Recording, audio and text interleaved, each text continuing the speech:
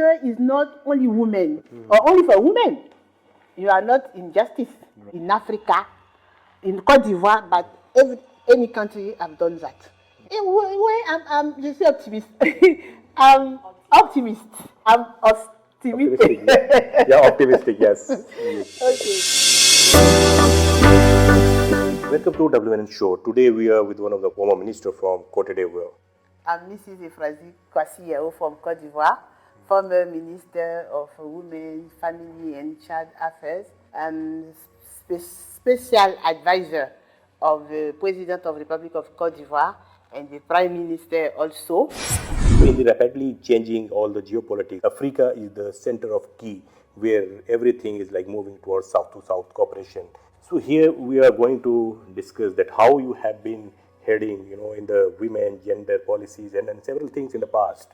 And you see that, so many geopolitical changes happening, new policies are being adopted, and how this gender policy is going to be aligned. Last year, 2023, Cote d'Ivoire became the champion of fighting against discrimination against women and girls, And I say, yes, the moment is favorable to share our experience in that domain.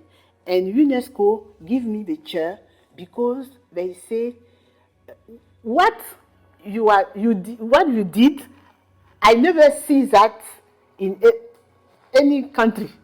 They give me the UNESCO chair. The UNESCO chair is like a think tank.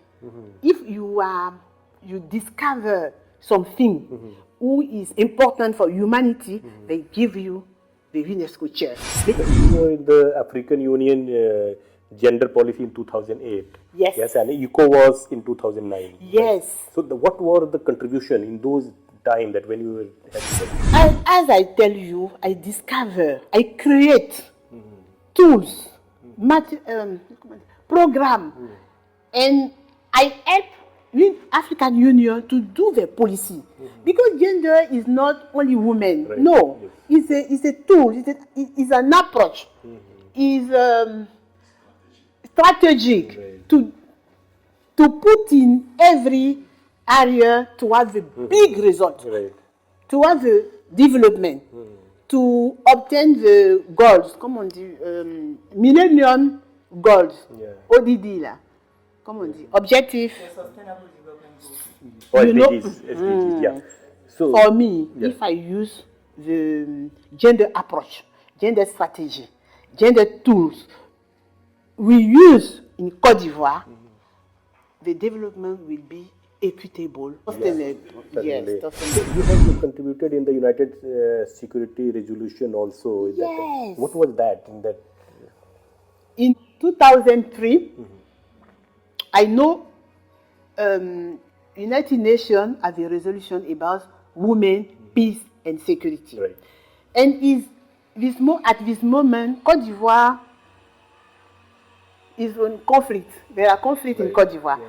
I said, if I use this resolution, I put my gender approach I create in this resolution, maybe Cote d'Ivoire will be in peace.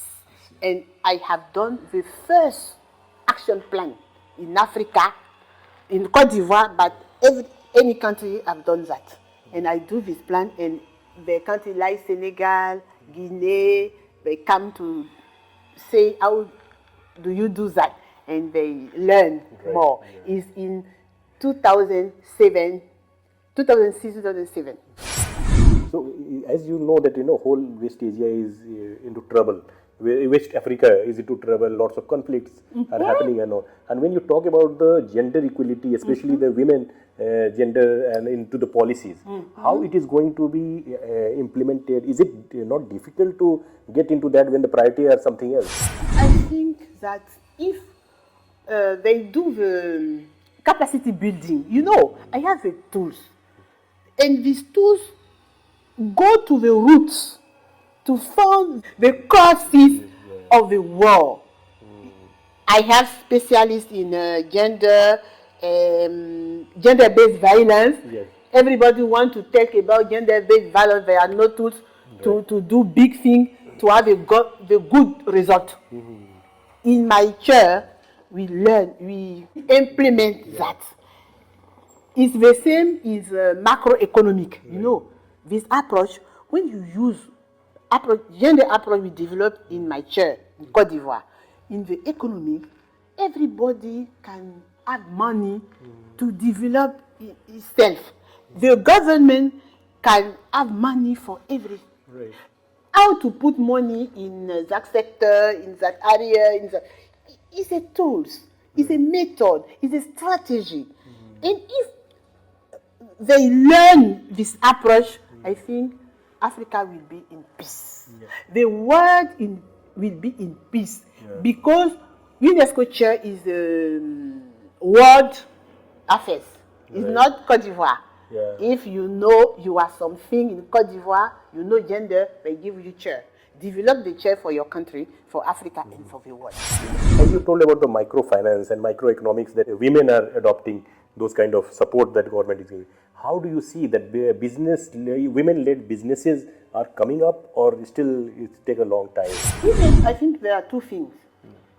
Practically, women can do financial, microcredit, no problem.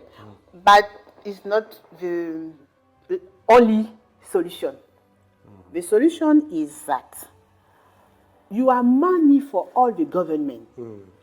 What can you do to impact men and women with your money? Because you can use your money only for men or only for women. You are not in justice. Right. It has to be balanced.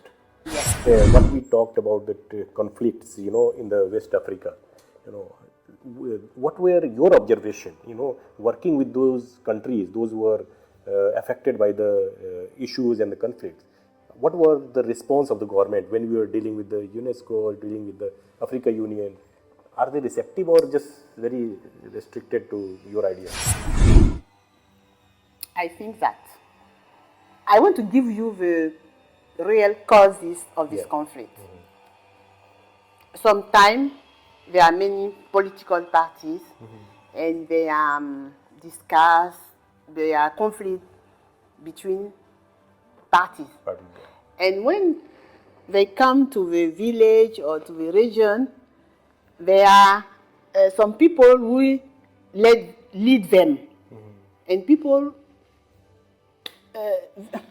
there are no problem in the community, but because the political women, a man or woman come to fight, they follow them, And my solution is to build peace with the community.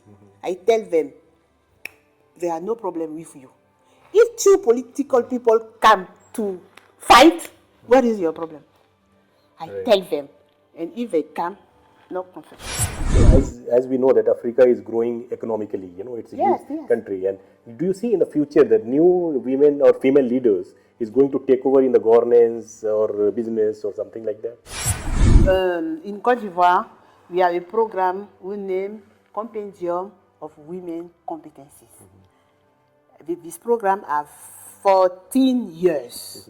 When I developed that, I want to reinforce the visibility, the leadership for women, create the network, see the sector who there are no women, because women have to, in every sector, we have to have women and men. Right.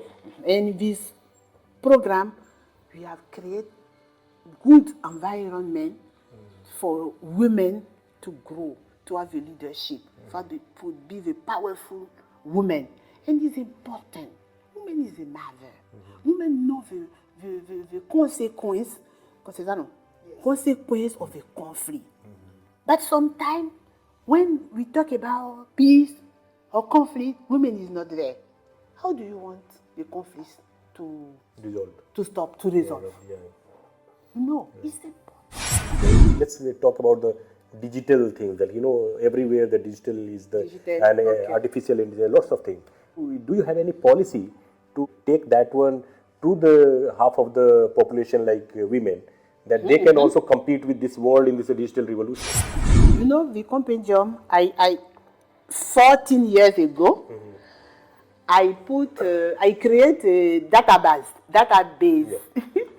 and I tell women to register themselves if they want, and now I have 18,000 women in our database, and I continue. I reinforce the capacity. I continue to say the artificial intelligence. Africa women have to write, to speak, to progress with artificial intelligence. You know, if I don't say anything, artificial don't so what I think, what I have done. I think electronic intelligence is important for women. Yeah. And I have a big confidence about that.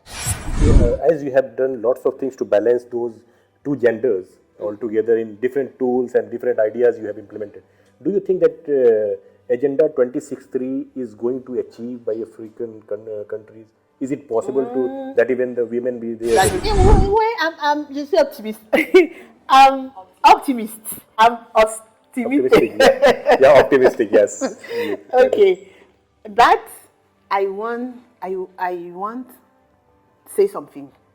Men and women have to recognize importance of reach Agenda 2063. You do what you can, I do what I can, and together we can reach this. Thank you so much for your short and very insightful discussion. Thank you.